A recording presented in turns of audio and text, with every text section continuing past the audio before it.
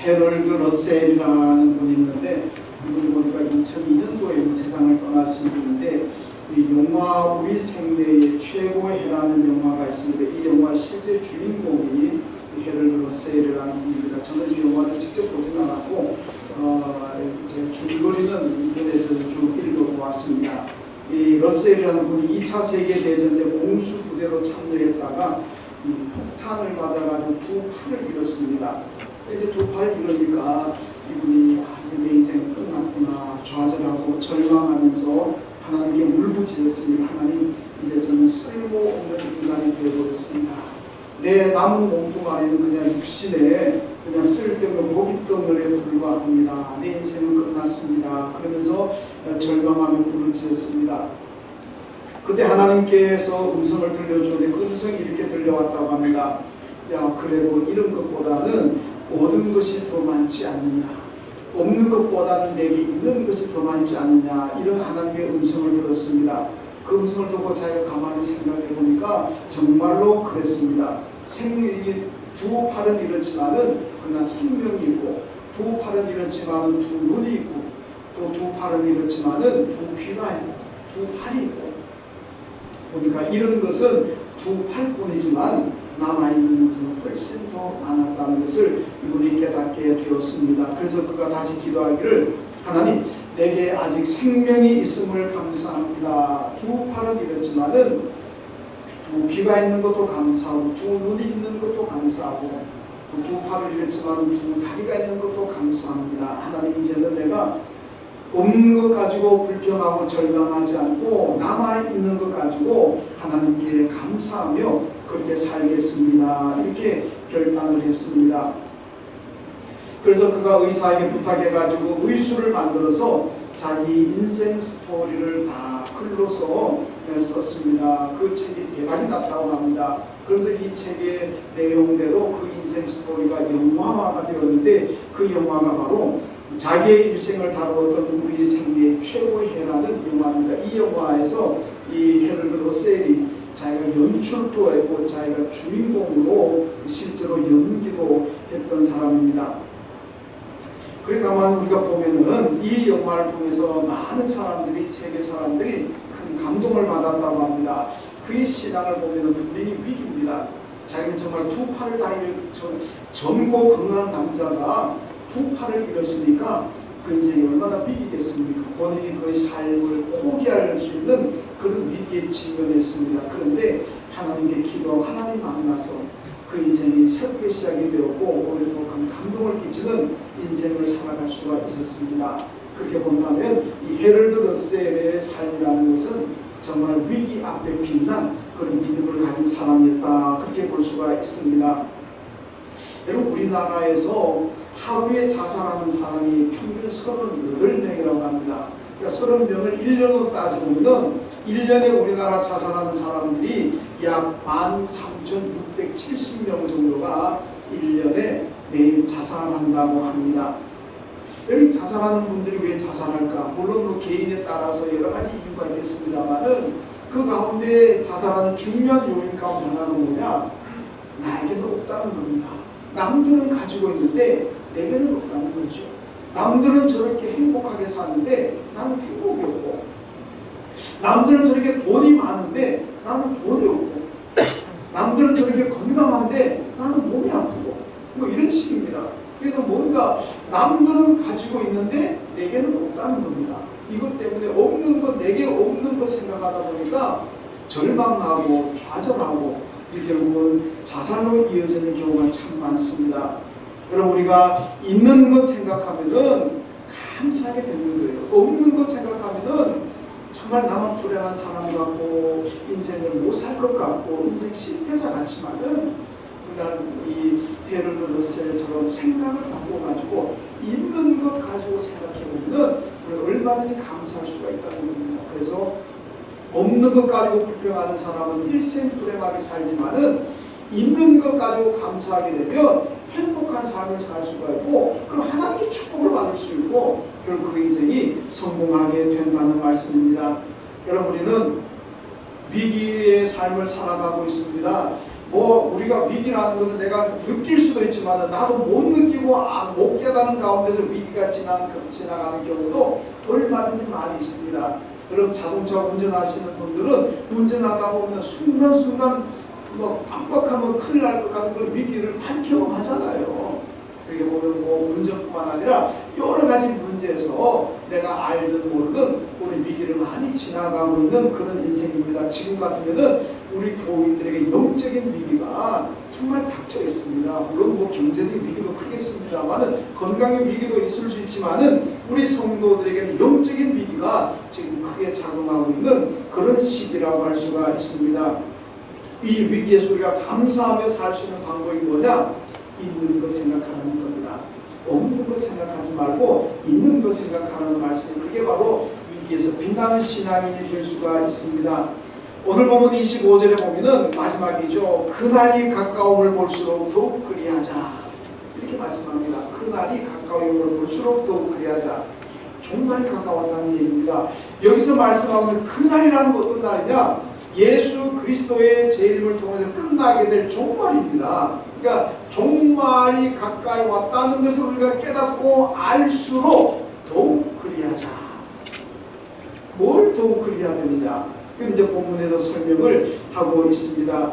여러분 우리는 제가 지난주에 역사의 종말, 개인의 종말을 얘기했습니다만은 역사의 종말은 예수 그리스도의 재림으로 이루어지는 거고 개인의 종말이라는 것은 내 생명이 끝나는 날 내 개인의 종말이 옵니다. 역사의 종말도 우리가 언제인지 모르지만은 개인의 종말도 모릅니다. 그렇잖아요. 오늘 아침에 출근하면서 나 갔다 올게, 회사 갔다 올게, 일터 갔다 올게 그러고 나갔다가 영영 못 돌아오는 사람들도 많이 있잖아요. 저도 그런 사람들 많이 압니다. 오늘 내가 지금 건강하다고 해서 내가 90세, 100세까지 산다는 그런 보장이 있습니까? 없습니다. 그러니까 개인의 종말도 오늘 닥칠 수도 있고 내일 닥칠 수도 있고 물론 뭐 100살까지 갈 수도 있지만은 아무도 모릅니다. 그러니까 우리는 언제나 위기 가운데 사는 존재를 그날이 가까운다는 걸 언제나 기억하고 살아야 된다는 말씀입니다. 그래서 이 위기 가운데 신앙을 가져야 되는데 그 신앙은 바로 빛나는 신앙을 가져야 된다는 말씀입니다. 오늘 본문이 기록된 히브리서는 예수님이 승천하시고 난 다음에 한 50년이 지나서 나온 성경입니다. 그러니까 한 주 80년 정도에 나온 것이 이제 이 히브리서인데 이때는 임박한 재림 사상이 희미해져 갑니다. 예수님이 승천하실 때만 하더라도 재림이 곧 오겠구나, 곧 세상이 끝나겠구나 임박한 종말을 믿었는데 한 50년이 지났는데도 예수님이 재림하지 않으니까 이게 뭐 재림 아직 빨리 안 오겠구나, 아직 재림 멀었겠구나 그렇게 생각하고 신앙이 해이해집니다. 그리고 또 한편으로 로마의 박해 시대다 보니까 이 박해가 많이 일어납니다. 이런 상황에서 믿음이 나태해지고 믿음이 퇴보합니다. 그래서 히브리서 11장에 보면 이 믿음의 조상들의 신앙의 위인들의 이름을 쫙 소개하면서 이분들을 닮아라. 이분들은 세상이 감당하지 못했던 그런 위대한 신앙인들이다. 정말 위기 가운데 빛났던 신앙인들이다. 이 신앙인들을 우리가 담자 이렇게 히브리서가 말씀하고 있습니다. 여러분 마태복음 24장에는 종말의 징조가 나옵니다. 그 종말의 징조 가운데 뭐 여러 가지가 있지만 그 가운데 하나가 전염병입니다. 여러분 종말이 되면 세계 도저히 기근이 일어나고 전쟁이 일어나고 지진이 일어난다. 그리고 전염병이 돈다는 거 아니겠습니까? 지금 우리 코로나 때문에 이 코로나가 바로 전염병 아니겠습니까? 그렇게 본다면 많은 학자들, 성서학자들이 그럽니다. 종말로 들어가고 있는 사인이다. 이렇게 봅니다. 근데 이제 오늘 말씀드리면 그날이 가까이 오고 있다는 겁니다. 그날이 가까이 오는 위기의 시대에 우리가 지금 살아가고 있습니다. 이럴 때 우리가 빛나는 신앙이 되어야 되는데 어떻게 믿음 생활하는 것이 빛나는 신앙이 될까? 오늘 말씀 보면은 먼저 우리가 믿는 도리의 소망을 굳게 잡으라. 우리가 믿는 신앙의 도리를 굳게 잡는 사람들이 빛나는 신앙이 될 수가 있다는 말씀입니다. 23절에 보면은 또 약속하신 이는 믿으시니 우리가 믿는 도리의 소망을 움직이지 말며 굳게 잡고 이렇게 말씀합니다. 여러분 여기 말씀 믿부다라는 말은 헬라에서 피스라고 얘기합니다. 그러니까 피스토스라고 얘기하고 우리가 흔히 믿음이라고 하는 이 말은 피스입니다. 그러니까 믿음을 가리키는 피스, 믿부다를 가리키는 피스토스 이 말이 비슷하잖아요. 어원이 같습니다. 그게 뭐냐? 피스티스나 피스투스나 여기 믿보다는 이 말은 하나님은 신실하신 분이라는 얘기입니다. 약속을 어기지 않는 분이라 하나님은 우리에게 말씀하신 대로 약속하신 대로 철저히 지키시는 분, 이게 믿보다는 의미입니다. 그래서 하나님은 믿으신 하나님이기 때문에 약속을 철저히 지키신 하나님이기 때문에 그분이 말씀하신 성경의 모든 말씀은 진리라는 겁니다. 변치 않는다는 얘기. 그래서 이것을 굳게 잡아라. 만약에 거짓말을 우리가 굳게 잡고 믿고 있다는 낭패를 당하잖아요. 그런데 진리를 믿으신 하나님의 그 진리를 굳게 잡는다면 그것을 우리가 낭패를 당하지 않고 오히려 복을 받는다는 말씀입니다. 여러분, 믿는 도리가 뭡니까? 복음입니다. 구원의 복음이에요. 이 구원의 복음을 굳게 잡아야 흔들리지 않고 넘어지지 않는다는 얘기입니다. 그래서 한국 교회가 지금 많은 사람들 교회를 떠나갑니다. 특히 젊은 사람들 교회를 많이 떠나간다고 합니다. 이 코로나가 이런 상황, 코로나가 덮쳐가지고 코로나 끝나고 나면 20%, 30% 교인들이 다 교회를 떠나가고 예수를 떠나간다는 그런 시뮬레이션이 통계가 다 나와 있습니다. 여러분, 왜 그렇습니까? 우리가 믿는 도리를 굳게 잡지 않기 때문에 흔들리고 넘어지고 떠나가게 된다는 얘기입니다. 여러분, 기독교의 도리가 무엇입니까? 예수를 믿고 구원받아 천국에 가서 영원히 산다. 이것이 우리가 예수 믿는 믿음의 목적이고, 그리고 오늘 말씀하고는 도리입니다. 기독교의 도리. 핵심적인 복음이 뭐냐? 예수 믿고 구원받아 천국 가서 영원히 산다는 거 아니겠습니까? 여러분, 이것은요 우리가 돈으로 환산할 수가 없습니다. 시편 49편에 보면 부자들에게 교훈하는 말씀이 나옵니다. 부자들이 돈 있다고 떵떵거리고 돈 있다고 교만하고 이런 사람들에게 시편 49편에서 뭐라는 줄 압니까? 생명을 속량하는 값이 너무 엄청나서 너희가 영원히 마련하지 못할 것이다. 여러분, 부자들 돈이 얼마나 많습니까? 그런데 한 생명을 구원하는 데는 그 돈을 다 갖다 때려고도 한 생명 구원하지 못하는 것을 한다는 겁니다. 지금 세계에서 제일 부자가 누굴까? 옛날 제가 그 소프트웨어 갑자기 생각 안 나네요. 빌 게이츠. 그분이 제일 부자라고 하는데 지금도 제일 부자인지는 모르겠습니다만은 그분이 어마어마한 돈을 가지고 있잖아요. 그 어마어마한 돈을 다 갖다 때려고도 한 생명을 구원하지 못한다는 겁니다. 빌 게이츠 재산뿐이겠습니까? 이 세상에 있는 모든 돈을 다 갖다 부어도 한 생명을 구원하지 못한다. 이게 시편 49편의 말씀입니다. 그러니까 돈 갖고 교만하지 말라는 얘기예요. 근데 여러분, 우리는 구원을 온 세계 돈을 다 갖다 때려고도 한 생명 구원 못 받는데 저와 여러분은 다 구원받은 줄로 믿습니다. 어떻게? 예수를 믿으면 하나님은 그저 우리를 구원하시고 그저 우리 영생을 주셨습니다. 여러분, 그런데 이게 얼마나 귀합니까? 온 세상의 돈을 다 갖다 부어도 한 생명도 구원하지 못하는 그 구원을 우리가 가지고 있는데, 여러분, 교회에 대한 비난이 온다고 교회에 대해서 실망했다고 예수를 떠나고 교회를 떠납니까? 지금 코로나가 일어나면서 교회를 어떤 혐오 시선으로 생각하는 사람도 있습니다. 교회를 얼마나 비난하고 얼마나 욕을 하고 있습니까? 물론 교회가 잘못한 교회도 있었습니다만은 대부분의 교회들은 잘 해나가고 있습니다. 그런데도 교회가 엄청 욕을 먹잖아요. 그 욕을 먹는 게 싫어가지고, 그 비난이 싫어가지고, 그 세상 사람들 따가운 시선이 싫어가지고 실망하고 교회를 떠나고 예수를 떠나는 사람들이 나옵니다. 얼마나 바보 같은 상황입니까? 온 세상에 돈을 다 갖다 줘도 못 받는 구원을 내가 그저 받았는데 그 구원을 팽개치고 예수를 떠나 교회를 떠났다? 세상에 제일 바보입니다. 그러니까 성경에서 제일 어리석은 사람은 하나님을 믿지 않는 사람, 예수 안 믿는 사람 제일 어리석다는 겁니다. 여러분, 어떠든지 우리는 그 믿는 도리를 굳게 잡아야 될 줄로 믿습니다.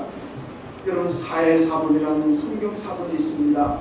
우리가 지금 가지고 있는 이 성경은요, 주후 10세기에 나왔던 이 마소라 텍스트, 마소라 학자들이 그 마소라 그 사본을 가지고 이 성경을 번역을 했습니다.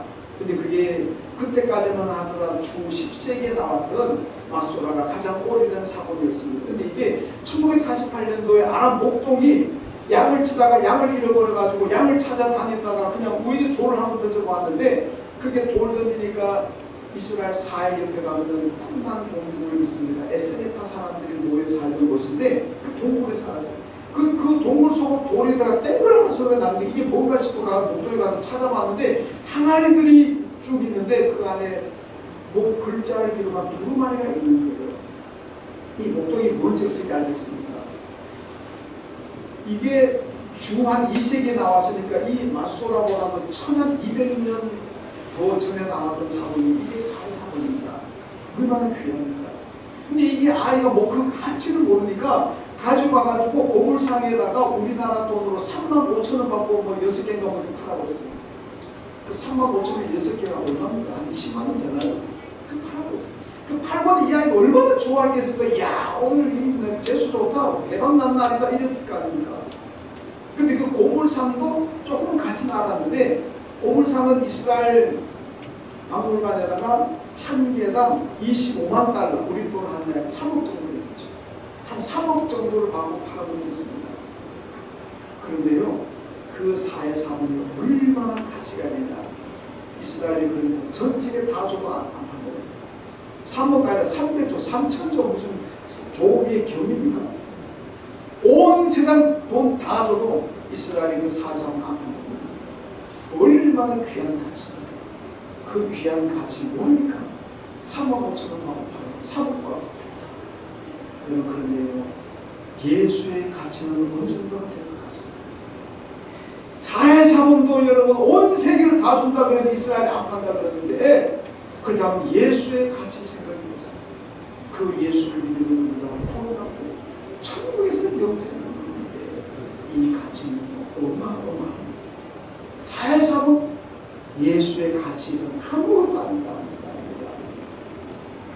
여러분 그 예수를 우리가 믿고 살아간다는 게 얼마나 큰 축복인데, 그런데 그 좀 세상 사람이 욕한다고 코로나 때문에 교회 비난한다고 거기에 그냥 그 휩쓸려 가지고 믿음을 모르게 교회 들어간다. 예수의 가치를 몰라도 너무 우리가 예수의 가치를 안다면 누가 뭐라 그러더라도 총을 들고 너 예수 믿음 죽인다 그래도 여러분 우리는 이 교회를 믿음을 굳게 잡아야 되는 줄로 믿습니다. 왜? 그 예수가 하는 내가 영생을 얻습니다. 여러분 이 위기의 시대에 흔들리지 마시고 코로나 때문에 흔들리지 마시고 여러분 잡고 있는 믿음의 소리 굳게 잡으십시오. 어떤 것을 흔들리지 말고 믿음의 길 가시길 주님의 이름으로 축원합니다. 그 다음 두 번째는 서로 돌아보아 사랑과 선행을 격려하라. 이렇게 말씀합니다. 24절에 보면 서로 돌아보아 사랑과 선행을 격려하며 이렇게 말씀하죠. 여러분 사람들이 위기가 되면요 생존을 위해서 온갖 못되들이 합니다. 그러잖아요. 흥신소라는 게 생겨가지고 사람 뒤쳐서 해주는 거잖아요. 여러분 몰래 카메라가 나와가지고 찍어가지고 뭐 하여튼 어떻게 하든지 그 사람의 잘못을 뭐 몰래카메라 찍고 사람 붙여가지고 미행하고 그래가지고 그 사람을 무너뜨리고 그 사람 넘어뜨리고 그 사람 밟고 내가 올라가려고 합니다. 이게요 사회가 불안하고 경제가 불안하고 위기가 되면 이런 것들이 더 성행한다. 흥신호가 더 성행한다는 거예요. 여러분 어디서나 조심하십시오. 누가 나를 미행할지 모릅니다. 누가 나를 몰래카메라가 찍을지 모르요. 이런 참 불안한 시대가 되었다는 겁니다. 뒤조사. 여러분 그런데요 사랑을 가지게 되면 그렇지 않습니다.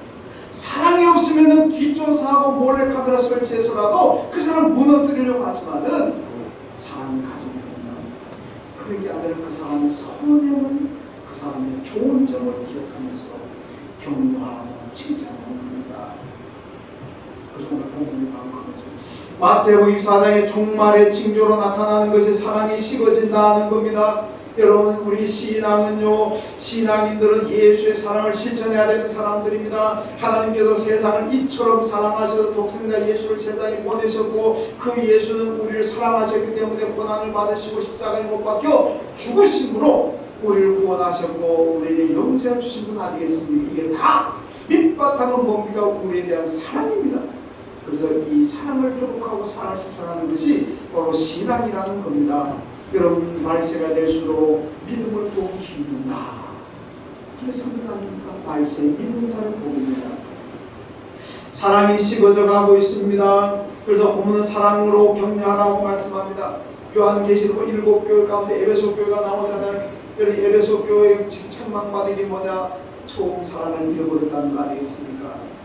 여러분, 터키의 에베소라는 곳에 가보니까요, 야, 정말 옛날에 화려한 도시였습니다. 지금도 에베소의 옛날 유적지가 얼마나 거대하게 남아있는지 모릅니다. 잘 남아있습니다. 정말 대단한 사람들입니다. 다 모여졌습니다. 사랑을 잃어버린 교회도 그렇죠. 여러분, 위기에 필요한 것은 사랑으로 격려하는 겁니다. 위기를 당했는데 위기 상황에서도 그 사람 단점 보고 욕하고 비난하고 넘어뜨리려고 그 세상 사람을 하고 우리 그리스도인들은 위기를 당하시고 그 사람에 대한 사랑을 가지고 그 사람의 좋은 점을 보고 격려하고 그 사람의 장점을 보고 칭찬해주고 이렇게 살아. 이게 위기에 빛나는 신앙인의 삶이라는 겁니다. 여러분, 성경 보세요. 탕자가 아버지를 돌아오자. 탕자는 인생의 최고 위기 아닙니까? 거기 있다가는 굶어 죽게 생겼습니다. 이제는 아버지 집에 돌아가서 그냥 종으로라도 살면서 하루 밥 세 끼라도 먹여준다면 그것으로 자기는 만족하는 거예요. 근데 아버지가 안 받아주면 어떻게 됩니까? 끝나는 거 아니겠습니까? 갈 것도 없는 먹을 것도 없는 거예요. 그런데 돌아왔더니 아버지가 아무것도 묻지도 않고 따지도 않고 그냥 알아줬습니다. 그래서 탕자가 인생의 위기에서 벗어날 수가 있었습니다. 한 여인이 가늠하다 현장에 잡혔습니다. 이 여인에게 최고의 일이 아닙니까? 지금 율법에 따라 돈을 받은 최고의 명령입니다. 온 사람들이 돈을 가지고 서 있습니다. 예수님께서 이 여자 잘못했으니까 니들 마음대로 하라 이 한마디만 해도 그냥 돈을 받아 죽는 최고의 위기 아닙니까? 예수님 그냥 다 못하는 가서 내가 용서할게. 여러분, 이 사람들이 최대의 위기를 당합니다. 이 위기를 당한 사람에게 옛날을 따지고 묻고 네가 왜 그따위로 생활했느냐 그런 거잖아요. 위기 당한 사람에게는 그냥 답합니다. 옛날 묻지 말고 따지 말고 왜 그랬느냐, 내가 그렇게 얘기했는데 입에 침이 마르도록 그렇게 얘기했는데 왜 그랬느냐, 그렇게 하지 말라는 겁니다. 위기 당한 사람에게 그냥 이게 사랑입니다. 지금 우리는 위기의 시대에 살아가고 있습니다. 얼마나 서로가 힘들게 살아가고 있습니까? 이런 시대에 필요한 겁니다.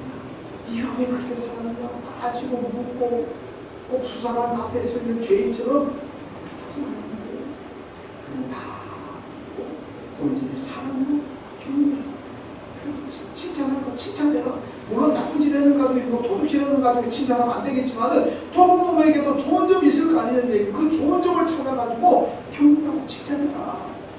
이게 말세 위기를 당한 시기에 살아갈 성도들 삶의 자세라는 겁니다. 오늘 말씀에서 서로 돌아보라 그러잖아요.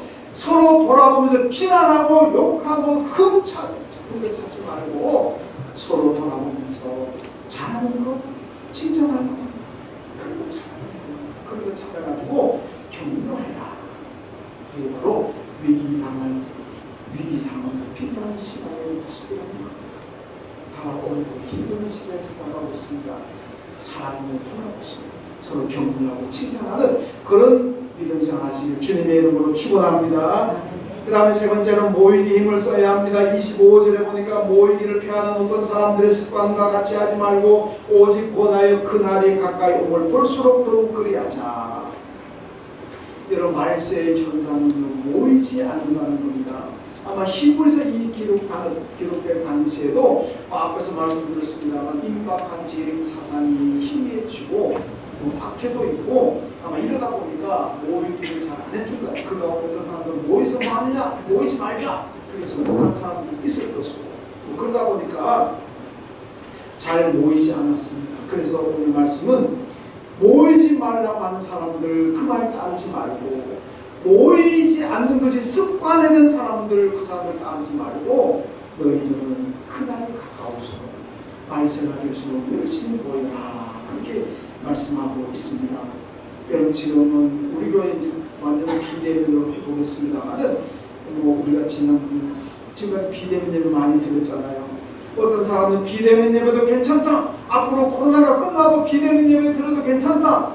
코로나 끝나고 난 다음에도 비대면 예배를 들어도 권하는 사람들도 있습니다. 여러분 물론 우리가 방역 지침에 따라서 비대면 예배 들을 수도 있습니다. 우리 교회도 저도 지난번에 한상식 할 때는 비대면 예배 저도 고민했지 않습니까? 가능하면 가정에서 들으시다. 개인적으로 제가 가정에서 비대면 예배 드려서 부탁한 것도 있고 왜? 방역 지침에 따르고 그러나 지금으로서 우리 교회 상황에서는 온 성도들이 다 나와서 대면 예배 드리고 우리 괜찮습니다. 방역 지침이 어긋나지 않습니다. 그러니까 제가 비대면 예배, 대면 예배 하고 갑시다. 자꾸 강조하는 겁니다. 여러분 구정 때 이제 구정이 지났습니다만은 이번 구정 때 부모님 찾아뵙지 못하고 영상으로 세배드리고 영상으로 인사드린 분 아마 계실 겁니다. 그런 분도 많다고 보거든요. 여러분 아무리 영상 기술이 발달했더라도 직접 부모님 찾아뵙고 세배드리고 인사하는 거하고 그냥 영상으로 하는 거하고 자신들 입장에서 그렇게 편할지 모르지만 부모님이 마음을 갖겠습니까? 부모님 입장에서 찾아와서 자녀들이 세배하고 인사하고 자녀를 만나는 거하고 손주를 만나는 거하고 영상으로 세배하고 하는 거하고 여러분 부모님 마음을 갖겠습니까? 이 하루와 같잖아요. 여러분 저는 부모님이 가까이 계시니까 저도 찾아뵙습니다. 찾아뵙고 식사 한 끼 같이 하고 뭐 형제들이 오늘은 누구 내일은 누구 아침은 누구 점심 다 나눠 갔습니다. 방역이 꼬리지 않았습니다. 그런데요 잠깐 그래도 식사 한 끼 하고 세배 드리고 인사드리고 그리고 좀 있다가 오는데도 어머니가 펑펑 우시더라고요. 너무 빨리 너무 아쉽다고. 여러분 그런 부모님 뭐 저희 원만 그러시겠습니다. 왜냐면 여러분 부모님들의 마음은요 이 코로나만 아니면은 그냥 다 만나고 싶고 손주를 보고 싶고 그럴 거 아니겠습니까?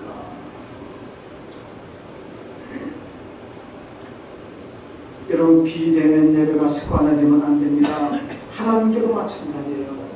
하나님께서 우리가 직접 하나님의 집에 와서 대면으로 하나님을 뵙고 예배드리는 거하고 가정에서 영상으로 하나님께 예배드리는 거하고 하나님 느낌이 같겠습니까? 아닙니다. 비상 상황에서는 어쩔 수 없이 비대면 예배를 드리는 거지 그 비대면 예배가 익숙해지고 비대면 예배가 습관화되면 안 됩니다. 이게 몸에 찌질화되면 안 된다는 겁니다. 그러니까 습관화되고 익숙해지기 전에 우리가 대면 예배 드릴 수 있을 때라도 빨리 대면 예배를 회복해야 됩니다. 그래야 그게 내 습관이 안 되는 거예요. 여러분 신명기를 보면요. 신명기가 가나안 땅 들어가기 전에 하나님께서 모세에게 명령한 명령 그게 신명기잖아요. 신명기에요. 많이 반복되고 있는 말씀이 있어요. 한두 군데 나오는 것 같으면 제가 몇 장 몇 절을 소개해드리겠는데 신명기에 너무 많이 나오니까 그냥 제가 몇 장 몇 절 얘기 안 하겠습니다. 신명기 읽어보시면요. 굉장히 반복되는 게 뭐냐. 너희가 가나안 땅에 들어간다. 여호와께서 택하신 그곳에서 제사 드리라. 여호와께서 택하신 아무 데서나 가나안 땅 가서 아무 데서나 편리하다고 그냥 뭐 부동산에 예배를 드리지 말라는 겁니다. 하나님께서 택하신 그곳에 모여서 하나님께 예배드려요. 이게 신명기 굉장히 많이 나옵니다. 하나님이 예배 장소로 택하신 곳이 어딥니까? 예루살렘 성전 아닙니까? 그러니까 거리가 멀고 불편하더라도 하나님이 택하신 예루살렘 성전에 모여서 예배드려라. 여러분 이스라엘의 왕들을 평가할 때요. 산당을 깨부수는 왕은 믿음 있고 하나님께 칭찬받는 왕입니다. 산당을 파괴시키지 않은 왕들은 악한 왕들. 그러니까 이스라엘 백성들이 계속 산당을 짓는 것 같아요. 깨면은 또 만들고 깨면은 또 만들고 산당이 뭐하는지 아니까 하나님께 제사 드리는 곳이에요.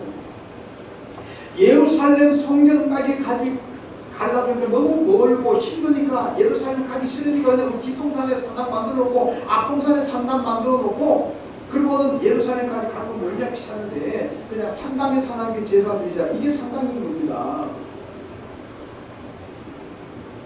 그럼 다 예루살렘 성전에도 제사 드리고 앞동산 뒷동산 산당에서도 하나님께 제사 드리는데 다 똑같은 건 아니냐? 아닙니다. 하나님께서 산당을 깨버려야 돼요. 그래서 산당을 깨고서 파괴시킨 왕들은 하나님께 칭찬받고 산당을 깨부수지 않는 왕은 하나님 약하다는 말씀을 듣습니다. 약한 왕들이 그냥 방치하고 이게 주님 메시지입니까? 예배는 좀 불편하고 힘들다. 성전의 몸에서 예배드리라. 그게 있었습니다. 내가 편리하고 그냥 비대면 예배드리라. 이거는 구약으로 말하면 산당 제사와 같습니다. 우리가 비상시국에는 어쩔 수 없지만 비상시가 아니라면 대면 예배를, 성전 예배를 회복해야 된다는 말씀이 하나님의 뜻입니다. 성경의 가치입니다. 여러분, 코로나가 처음 발생했을 때만 하더라도 우리는 포스트 코로나 이렇게 얘기했습니다. 코로나가 끝나고 난 다음 우리가 어떻게 될 거냐 대비했습니다. 근데 이제는 포스트 코로나 시대는 안 온다고. 그래서 또 지나간 인 코로나와 같이 가자. 이것도 아니고 이제 또 인 코로나 안에서 사는 것도 이제 코로나를 벗어날 수가 없는 거예요. 여러분, 전문가들이 얘기합니다. 코로나 안 끝난다는 거예요. 안 끝난다는 거예요. 지금 변이 코로나, 신종 코로나가 자꾸 나오기 때문에 아마 이 코로나 앞으로 인류와 함께 갈 거라는 얘기합니다.